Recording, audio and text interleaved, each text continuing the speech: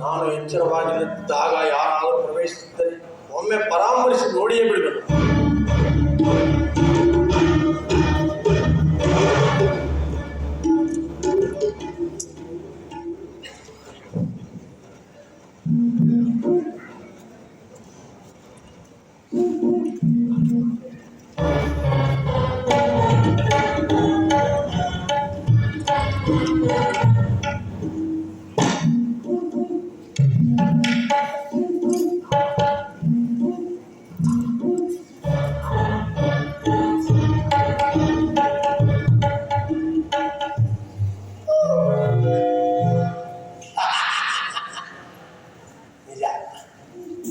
ಮಂಗಣ್ಣ, ಮರ್ಕಟ,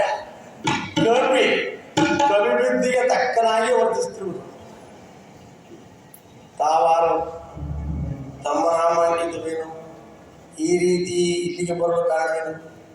ಯಾವ ಕಾರ್ಯಕ್ಕಾಗಿ ಬಂದಿರುವುದೇ? ಅದು ಅಲ್ಲದೆ ಈ ಲಂಕಿಣಿಯ ಪುತ್ರಿಯನ್ನು ಅರ್ಧರಾತ್ರಿ ವೇಳೆ ಬಂದು ಭಂಗಪಡಿಸಲು ಕಾರಣವೇನು? ನಾನು ರಾಮಸೇವಕರು. ನನ್ನನ್ನು ಆಂಜನೇಯ, ಹನುಮಂತ, ಮಾರುತಿ ಎಂದರು ಕರೆಯುವರು. ನಾನು ಈ ಲಂಕಾನಗರವನ್ನು ನೋಡಿ ಆನಂದ ಪಡಲು ಬಂದಿರುವೆ. ಅಪ್ಪಣೆ ಕೊಟ್ಟರೆ ಹೀಗೆ ಹೋಗಿ ಹಾಗೆ ಬಂದು ಬಿಡುತ್ತೇನೆ. ಹೀಗೆ ಹೋಗಿ ಹಾಗೆ ಬಂದು ಬಿಡುವಿರೋ? ಹೌದು. ದೇವಾನುದೇವರಿಂದ ಸಾಧ್ಯವಾದ ಕಾರ್ಯ ಈ ಮೂರ್ತಿಯಿಂದ ಸಾಧ್ಯವಾಗುವುದು. ದೇವತೆಗಳಿಗೆ ಅಸಾಧ್ಯವಾಗಿರಬಹುದು, ಆದರೆ ನನಗೆ ಎಲ್ಲವೂ ಸಾಧ್ಯವೆಂದು ತಿಳಿಯುವುದು.